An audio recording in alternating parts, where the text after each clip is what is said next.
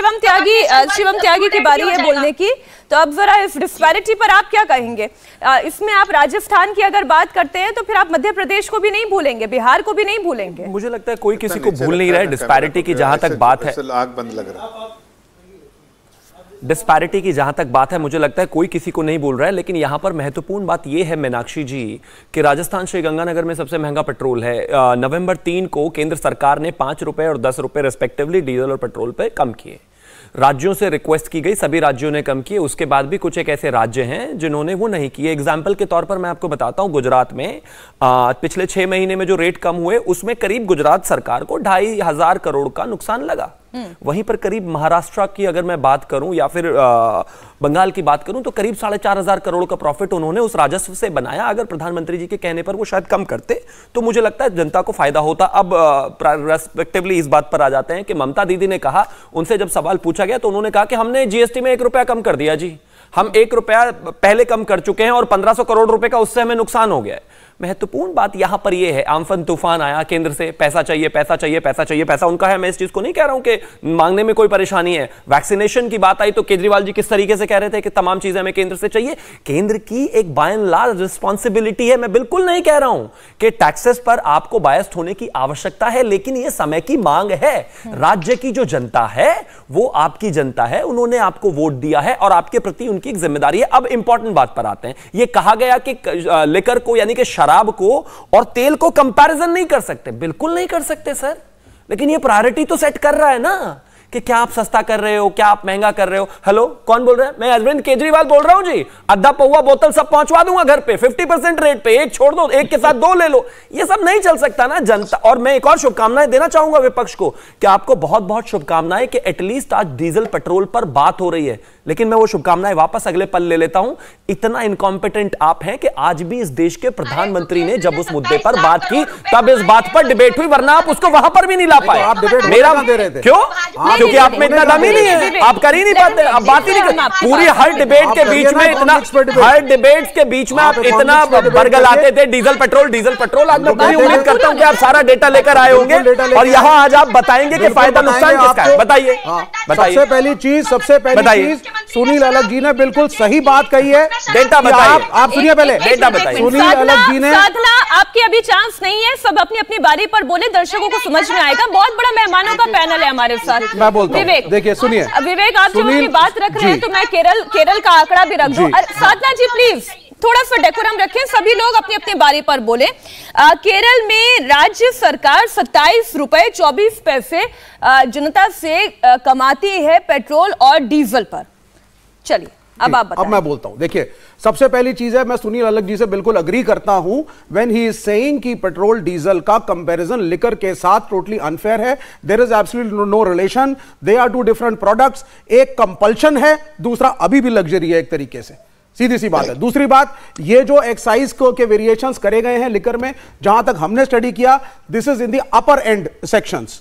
जो lower and section है, जो पुअर एंड मार्जिनलाइज सेक्शंस का, उसके अंदर कुछ भी ऐसा नहीं है कि आपके लेकर के कंजम्पशंस गरीबों में इंक्रीज हो जाएंगे। तो इसमें वो एथिकल वाला क्वेश्चन भी नहीं आ रहा। तीसरी बात, मैं ये पूछना चाहता हूं यहां पे बीजेपी के प्रवक्ता से, आज हम ये डिस्कस कर रहे हैं कि पेट्रोल महंगा है, सस्ता करो। कौन सस्ता करेगा? मैं कह रहा हूं ये जरूरत ही क्यों पड़ी कि पेट्रोल महंगा हो? That is because of your poor economic policies. Small and let me speak, small and medium size enterprises, the prime minister ने खुद एक्नॉलेज किया रिपोर्ट से 2 साल पहले। जफर साहब बोलने दीजिए जरा।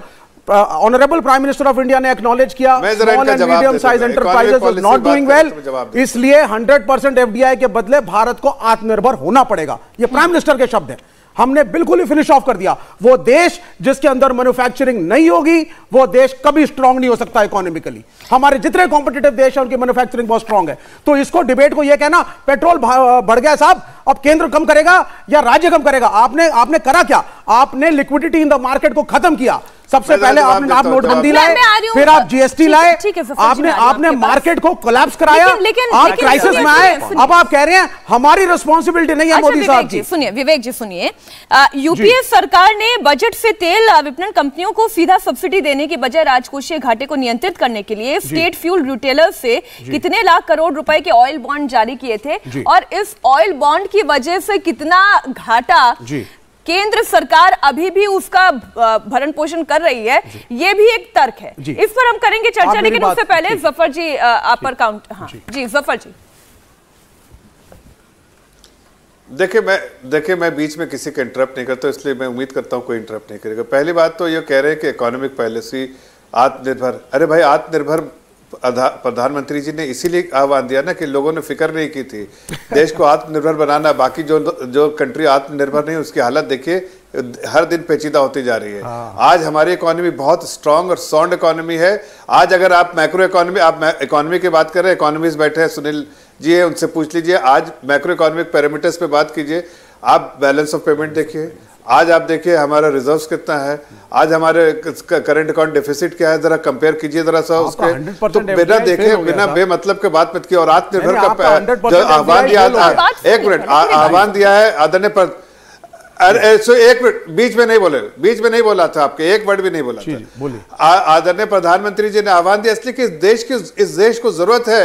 यहाँ मैन्युफैक्चरिंग हब के लिए बहुत सारे पेशकश की जा रही है, बहुत सारे इनिशिएटिव लिए जा रहे हैं। आज मैन्युफैक्चरिंग का पीएमआई कितना है आप पता है आपको? सर, आज आप देखिए कि हमारा फेल हुआ, एक्सपोर्ट कितना बड़ा है। आत्मनिर्भर होने की कोशिश कर रहे हैं। एक मिनट सुन लीजिए, this is the reality. Your so called foreign investment model has failed. क्या बेवकूफ इंसान है आप? बीच में एक आदमी को बोलने दीजिए, मैं तो आपको बीच में बोल नहीं सर।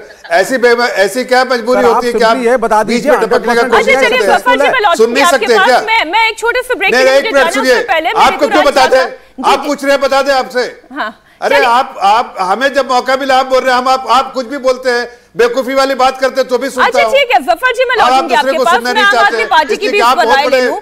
आम आदमी पार्टी का ठीक है, देखिए अब ये बात तो तय है कि ये हम माइक्रो इकोनॉमी में हम चर्चा करने के लिए जाए।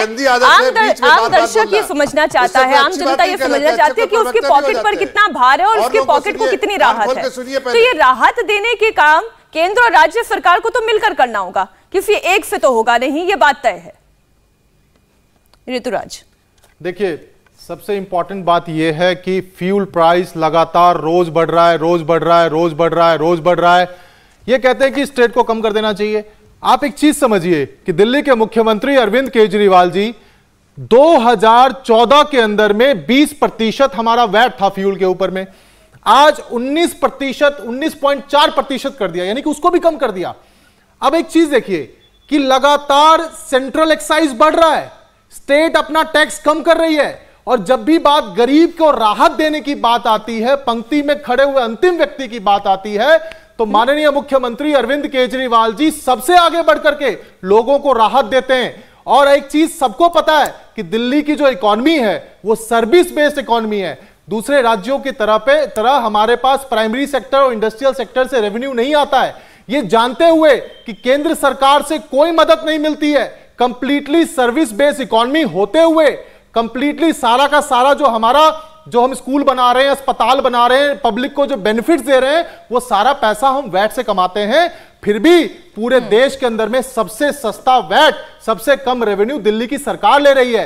कंपैरेटिवली बीजेपी की सरकार मध्य प्रदेश में 36% वैट लेती है और केजरीवाल जी की दिल्ली की सरकार 19.4% वैट लेती है। यह इस बात का प्रमाण है कि हम लोग जनता के प्रति कितने संवेदनशील हैं। और एक तरफ देखिए कि जब कोरोना काल के अंदर में इंटरनेशनल मार्केट के अंदर में फ्यूल प्राइस $26 प्रति बैरल थे, तब जब पेट्रोल के दाम 10 रुपया लीटर होना चाहिए था, तब तो आपने पूरा का पूरा खजाना भरा। आपकी मित्रता, आमतौर पर इकोनॉमी काम करना चाहिए कि अमीर से टैक्स लो, गरीब का भला करो। यहाँ तो उल्टा हो रहा है, गरीब का खून चूस करके अंबानी अडानी का भला किया जा रहा है। अडानी का प्रॉपर्टी सारे ऋतुराज जी, ऐसा तो नहीं है सरकार ये टैक्स वसूल करके अपनी पॉकेट में रख ले रही है। अरे सुनिए ना ऋतुराज जी, अमीरों का खजाना भरने का काम ये मोदी सरकार कर रही है, केंद्र की सरकार कर रही है, जिसका आम आदमी पार्टी खंडन करती है, विरोध करती है। ठीक है। इंडिया टीवी हर वक्त हर जगह डाउनलोड करने के लिए सर्च करें India TV news Google play store या ऐप स्टोर पर।